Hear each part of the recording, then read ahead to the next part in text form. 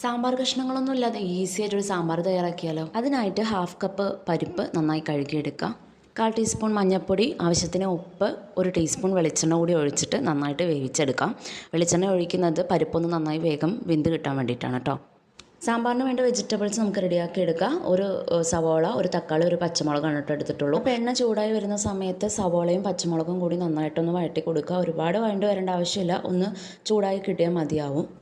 ഇനി തക്കാളി കൂടി ഇട്ടിട്ട് നന്നായി മിക്സ് ചെയ്ത് കൊടുക്കാം.